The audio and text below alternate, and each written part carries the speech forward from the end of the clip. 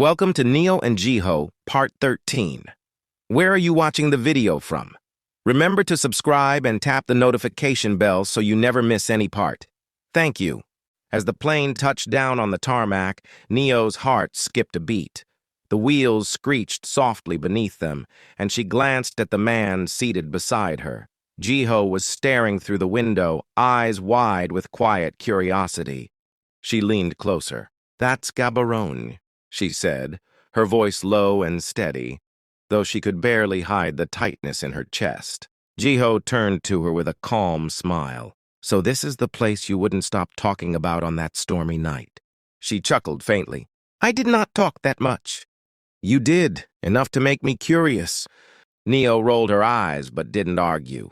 As the seatbelt signs turned off, she glanced at her phone instinctively. No signal yet. Her thoughts were already racing ahead to her sister. A uniformed attendant stepped into the cabin and gave them a discreet nod. They were escorted off the plane before the general passengers, taken through a side corridor toward a private check-in area where two immigration officers were waiting. No flashing cameras, no red carpet. But the air shifted with a subtle formality as Jiho handed over his documents. One officer, recognizing the name, straightened with mild surprise. Welcome to Botswana, sir. We've been expecting you." Jiho dipped his head politely and responded with a simple thank you. Neo stood beside him quietly, watching his poise.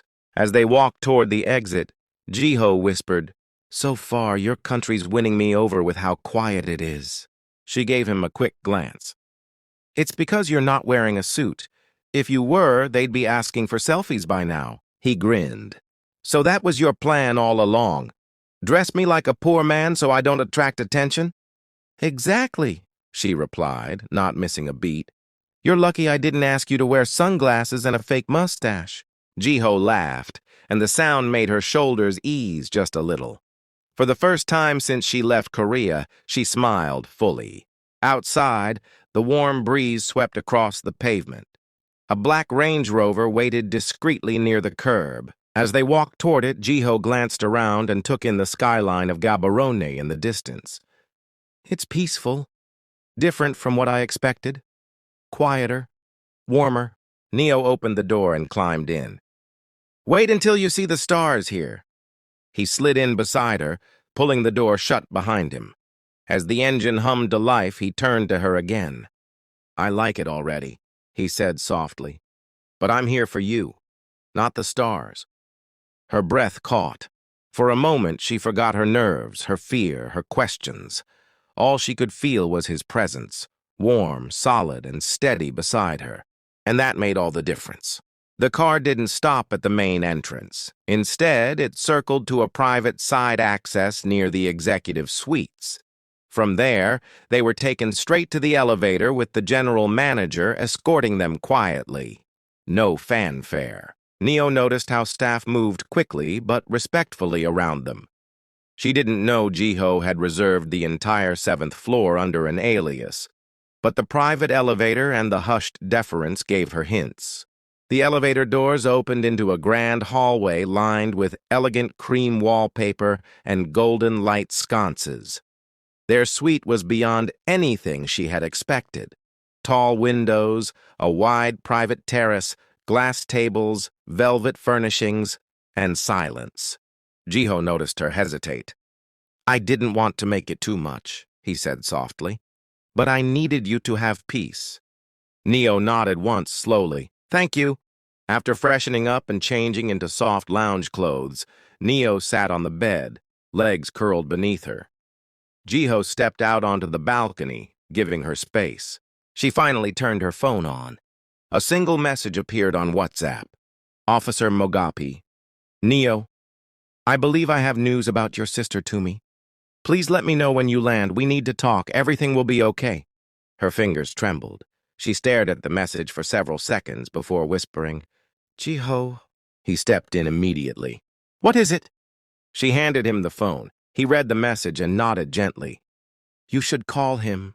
Neo's voice shook as she replied, "I want to go there. I want to see Tumi." Jiho placed a hand on her shoulder and gently lowered her back to sit. Let's first hear everything clearly. Ask him to come here. We'll be prepared. She nodded, quickly typed a reply to Officer Mogapi, and within 10 minutes he responded, typing back. On my way. An hour later, a soft knock echoed through the private elevator entrance. A hotel staff member opened the door, escorting Officer Mogapi through the quiet hallway and into the main lounge. The man stood still for a second, visibly surprised by the elegance around him. His police badge was clipped to his belt, and a manila folder was tucked under his arm. His eyes scanned the luxurious space, the chandelier, the gold accents, the polished marble floor, before settling on Neo, who stood near the window. "Miss Molefi," he greeted with a slight bow. "I'm Officer Mogapi." She smiled faintly, stepping forward to shake his hand. Jiho offered a respectful nod and gestured to the nearby couch. "Please have a seat," Jiho said. They sat. Neo leaned slightly forward, urgency in her posture. "Is she okay?" Officer Mogapi opened the folder and laid it on the glass table. "Yes. I visited the hospital this morning, as promised. Kesa woke up shortly after we arrived. She's stable. The IV they had on her had kept her sedated, but there were no signs of physical injury." Neo gasped softly, hand flying to her chest. Jiho reached out, resting his hand on hers. "Dr. Malapo, he's the head surgeon there, reviewed her file with me. It turns out there was never any actual medical reason for an operation. In fact, she was falsely presented as needing one." Neo's face paled. "So, it was all a lie?" Mogapi gave a firm nod. "Yes. A nurse, Nath Bontel, collaborated with Kesa's mother to create a false emergency, claiming she needed urgent surgery so they could ask you or Tumi for money." Neo shook her head in disbelief. How could they saw Tumi's relationship with someone successful overseas," the officer added gently, "and tried to take advantage of that." Jiho's eyes narrowed, but he remained calm. "What happens now?" Officer Mogapi cleared his throat. "The nurse has confessed. She's being processed. As for Kesa's mother, if she doesn't withdraw the complaint that placed Tumi in jail, there's a strong case now that she may be prosecuted for fraud and conspiracy." Neo's hand clutched her mouth. "But," the officer continued, "Dr. Malapo will be discharging Kesa later this evening. She's awake and alert now. If Kesa's mother is willing to cooperate, we can settle this more peacefully. But you'll need to be prepared." Jiho nodded once. "And Tumi?" "She's still being held," Mogapi replied. "But with these developments, I can begin the process of applying for her release." Neo wiped tears from her cheeks, then looked to Officer Mogapi. "Thank you, truly." The officer smiled, rising from his seat. The evening sun was beginning to cast long golden shadows across the polished streets of Gaborone. Inside the Central Police Station, Officer Mogapi sat quietly behind his desk, the air around him calm, but filled with a sense of finality. The files had all been signed, the documents stamped. Everything concerning Tumi's case was finally resolved. The moment Kesa had withdrawn her statement that afternoon, everything else fell into place. The evidence confirmed what Officer Mogapi had suspected all along. This had been a desperate scam orchestrated by Kesa's mother and the nurse. With the hospital now releasing Kesa that evening, the case no longer held. There would be no further charges, no more hearings. Tumi was free. Outside the station's metal gate, a quiet hush hung in the air as Officer Mogapi waited patiently by his car. Soon the door to the main building opened, and Tumi stepped out.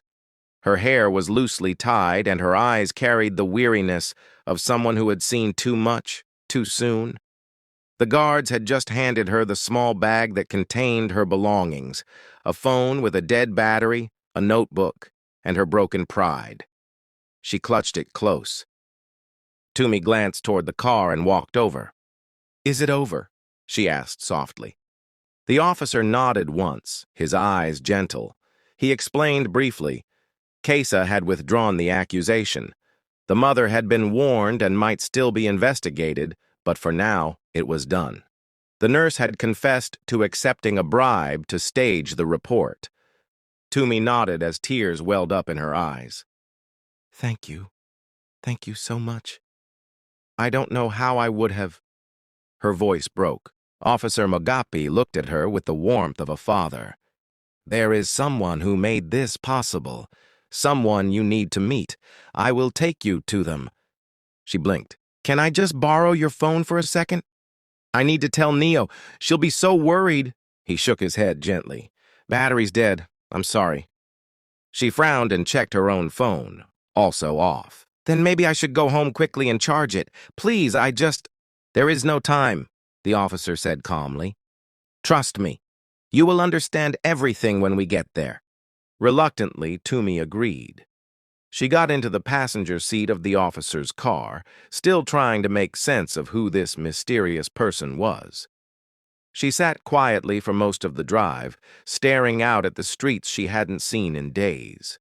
Each corner reminded her of freedom, of home, of everything she nearly lost.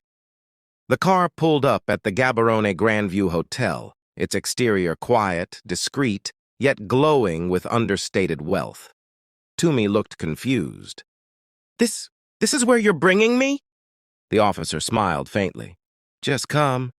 He led her through the side entrance, where a security guard in a black suit nodded and opened the glass doors silently. The elevator opened without a sound, and they rode up in stillness, Tumi glancing around the luxurious interior in disbelief. When they reached the top floor, another suited guard opened the doors to a quiet lounge space. A corridor stretched ahead, marbled, soft-lit, with heavy doors on either side. The officer stopped by one of them. Go ahead, he said. Tumi hesitated. And then slowly she pushed the door open. Inside, the room glowed with warm light. The space was soft and elegant. Cream and gold furniture, wide windows with sheer curtains, and a gentle breeze from the balcony. At the far end of the room stood Neo. She turned at the sound of the door. For a second, both women froze. Then Tumi's eyes widened. Her breath caught in her throat. Neo? Neo didn't speak. She didn't move. Then she rushed forward, and Tumi met her halfway. They embraced in the middle of the room, like two souls finding each other after being lost in the dark. Tumi burst into sobs, her arms clinging tightly around her sister's waist. I'm sorry, she cried. I didn't mean to hurt anyone. I didn't know it would become this. I didn't. Neo's hand stroked her sister's back, steady, firm. It's okay. You're here now. That's what matters. Tumi pulled back slightly, tears still on her cheeks. But how? When did you come here? How did you know? I have so many questions. Neo laughed softly through her own tears. Later. We'll talk about it all. Then the door behind them opened once again, and Jiho entered. Tumi turned, startled. Her jaw dropped. Neo wiped her face quickly and said with a little laugh, Tumi, this is Jiho. Tumi's eyes widened as she scanned his face, his height, his quiet smile. So this is the handsome in-law? She said with a grin, trying to laugh between her drying tears. You didn't tell me he looked like a movie star? Jiho chuckled softly and bowed his head. It's good to finally meet you. Tumi took a breath and looked at him seriously. I'm sorry. I'm so sorry this happened and that it brought you all the way here like this.